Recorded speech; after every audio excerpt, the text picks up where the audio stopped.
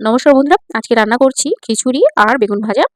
দেখুন, প্রথমে বেগুন ভাজাটা এরকম চাকা চাকা করে কাটিয়ে এমনি লম্বা করে মধ্যখান থেকে চিড়ে কেটেছি আর দুটো সাইজ বড় বড়। এদিকে খিচুড়িরও আয়োজন করে নিয়েছি, অনেক রকমের সবজি দিয়েছি তাতে। আর এদিকে কড়াইয়ের মধ্যে প্রথমে আলুটা ভেজে নিচ্ছি, সব কিছু আলাদা আলাদা করে একটু ভেজে নিয়ে নেবো যাতে টেস্টটা আরও সুন্দর আসে। সব রকম এখানে সবজি আছে, পালং শাক আছে, বিন কড়াই আছে, গাজর আছে, ফুলকপি আছে, মটরশুঁটি আছে, টমেটো আছে। এদিকে আলুটা ভেজে নিচ্ছি, আলুটা প্রায় ভাজাই হয়ে গেছে, এবার তুলে নিচ্ছি আলুটাকে। আলুটাকে তুলে নিয়ে ভেজে ভেজে নিয়ে এবারে ভাজবো। বিন কড়াই আর গাজর একসঙ্গে দিয়ে দিচ্ছি। আর এগুলো কিন্তু মানে আলুটা আমাদের গাছের নয়, কিন্তু বিন কড়াই বলুন, গাজর বলুন, এগুলো কিন্তু সব আমাদের ঘরে মানে বাগানেরই। ফুলকপিটাও কেনা যদিও বা, পালং শাকটা আমাদের বাড়িতে ঘরে। একটু ভালো করে লাল লাল করে ভেজে নিচ্ছি। ব্যাস, ভাজা হয়ে গেছে, এবার তুলে নিচ্ছি অল্প অল্প পরিমাণে। আর সবুজের সঙ্গে কমলা রঙেরটা বেশ ভালোই যায়, দেখুন ভালোও লাগছে দেখতে কালারটা ঠিক। এরপরে দিয়ে দিচ্ছি ফুলকপিটা একটু ভেজে নেব হালকা করে।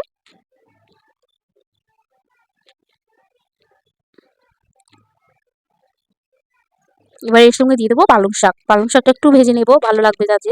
পালং শাকটা সরাসরি দিলে সরাসরি দেওয়া থেকে একটু পালং শাকটা ভেজে নিলে মনে হয় ভালোই লাগবে খেতে বেশি। এগুলো কিন্তু সব খিচুড়িরই মানে সবকিছু আইটেম খিচুড়ির মধ্যে দেবো বলে সব ভেজে নিচ্ছি আগে থেকে। আর ওদিকে আমি কিন্তু হাঁড়ির মধ্যে দিয়ে দিয়েছি মুগের ডাল সেদ্ধ হতেই দিয়ে দিয়েছি আতপ চালের খিচুড়ি হবে এখানে।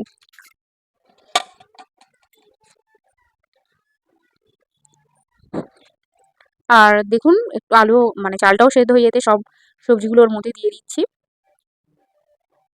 আর মটরশুঁটি দিকে ছাড়ানোও হয়ে গেছে। আর দিয়ে দিচ্ছি পরিমাণ মতন, দেখুন লবণ, হলুদ গুঁড়ো আর অল্প পরিমাণে লঙ্কার গুঁড়ো। ব্যাস, কাঁচা লঙ্কাও দিয়েছি, তাই অল্প পরিমাণেই দিলাম সব কিছু। আমি কিন্তু কোনো কিছু মশলা এখনও ইউজ করিনি এখানে, কোনো আদা বাটা বা জিরে বাটা। এবার দেবো ফোড়নে। দেখুন, তেল দিয়ে দিচ্ছি কড়াইয়ের মধ্যে, আর দিয়ে দিচ্ছি ফোড়ন, 5 ফোড়ন। আর দিয়ে দেবো একটাই শুকনো লঙ্কা, কারণ মেয়েটাও খাবে, তো কেউ ঝাল পছন্দ করে না, মানে খেতে চায় না খুব একটা, বাচ্চা তো, তো সেই জন্য। আর দিয়ে দিচ্ছি তেজপাতা, তাই অল্প পরিমাণেই ঝাল করব। দিয়ে একটু লালচে মতন করে নিলাম। ব্যাস, দিয়ে দিচ্ছি আদা জিরে বাটা, দিয়ে দিলাম তেলের মধ্যে, দিয়ে ভালো করে নাড়াচাড়া করে নিচ্ছি। ব্যাস, এবারে এগুলো কিন্তু সব হাঁড়ির মধ্যেই দিয়ে দেবো উপকরণগুলো।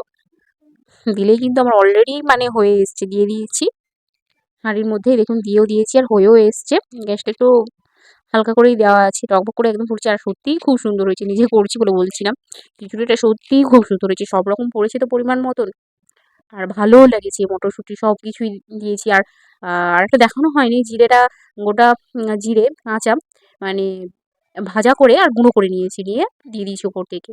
দিয়ে খিচুড়ির মধ্যে একটু মিশিয়ে নিয়েছি, বেশ ভালোও লেগেছে।